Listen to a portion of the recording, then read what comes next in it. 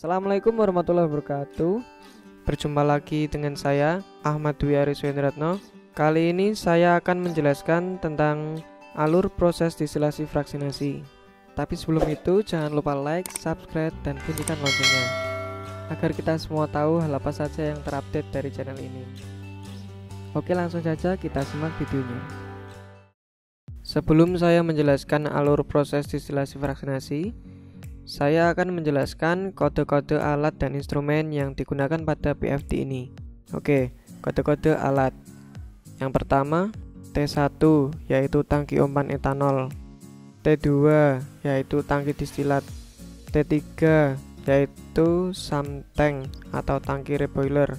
Yang keempat, W1 kondensor untuk mengkondensasi distilat, W2 reboiler, W3 bottom water cooler untuk mendinginkan bottom produknya, W5 yaitu preheater untuk memanaskan umpan ke T-saturated, P1 yaitu pompa dari reflux untuk mereflux dan mengalirkan ke T1, P2 pompa umpan untuk memompakan umpan yang masuk ke preheater, P3 pompa sirkulasi reboiler, dan yang terakhir K1 kolom distilasi yang berbentuk bubble cap tray.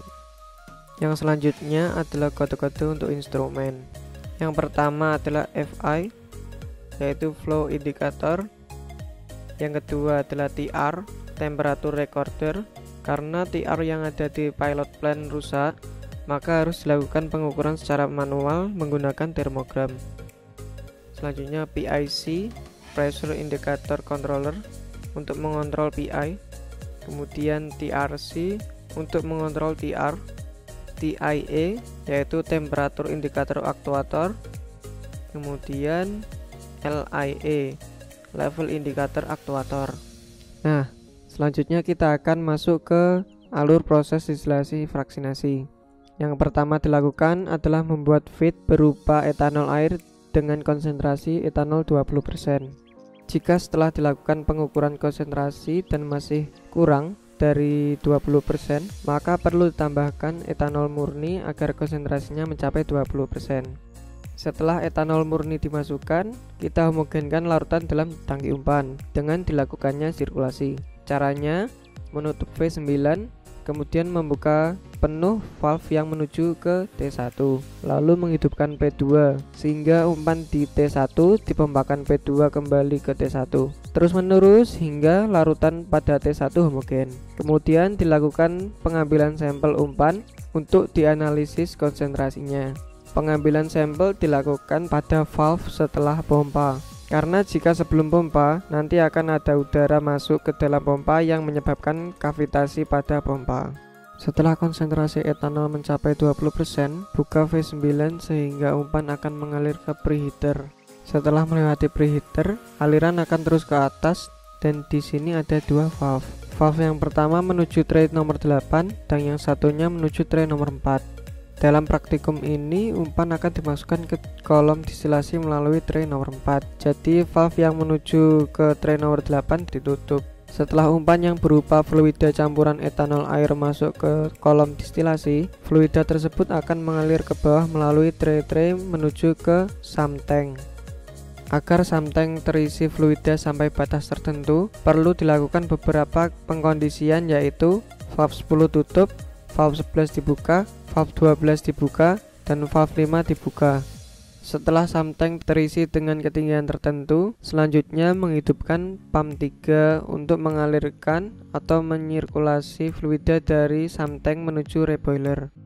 Laju alir dari bottom produk T3 ini diatur menggunakan V10 dari 20 sampai 30 liter per jam.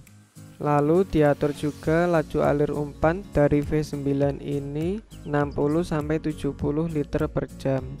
Selanjutnya adalah mengatur bukaan valve steam dari panel sebesar 50%. Setelah itu kita buka valve steam utama atau V4 secara manual dengan menggunakan APD sarung tangan anti panas. Kondisikan aliran steamnya 100 liter per jam. Aliran ini dapat dilihat di FI24. Dan untuk mengatur aliran steamnya dapat diatur pada panel dengan menambah atau mengurangi persen bukaan valve-nya. Kemudian kita atur bukaan valve steam yang menuju preheater. Membukanya tidak boleh terlalu besar. Cara mengatur steam yang masuk pada preheater harus ada koordinasi antara dua praktikan. Praktikan 1 bertugas mengatur valve steam yang masuk ke preheater, sedangkan praktikan yang satunya lagi bertugas untuk mengecek suhu pada preheater menggunakan termogan dan menjaga suhunya antara 60 sampai 70 derajat Celcius. Steam yang masuk ke reboiler akan memanaskan reboiler sehingga fluida yang ada pada sump tank akan menguap dan terjadi kesetimbangan pada setiap tray sampai ke puncak menara distilasi. Kemudian distilat dalam bentuk vapor akan masuk ke kondensor, lalu didinginkan dan ditampung pada T2 dalam bentuk liquid. Pada kondisi ini, valve ini dalam kondisi tertutup. Kemudian setelah volume distilat mencapai 60%, selanjutnya bisa dilakukan reflux dengan membuka valve yang menuju P1.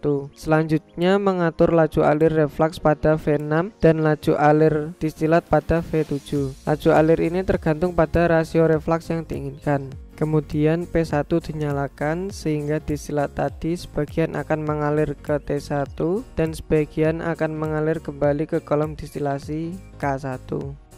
Selanjutnya kita lakukan pengambilan sampel untuk mencari neraca massa dan neraca energi. Untuk neraca massa, sampel umpan kita ambil di sini, distilat kita ambil di sini. Untuk sampel bottom produknya kita ambil di sini. Karena kalau diambil di sini nanti terlalu panas. Untuk neraca energi kita catat semua perubahan suhu yang ada di W1, W2, fluida panas dan fluida dinginnya, lalu W3 dan juga perubahan suhu di W5. Nah, sekian penjelasan alur proses distilasi fraksinasi dari saya. Semoga bermanfaat dan penjelasan saya dapat dipahami. Mohon maaf jika ada salah kata.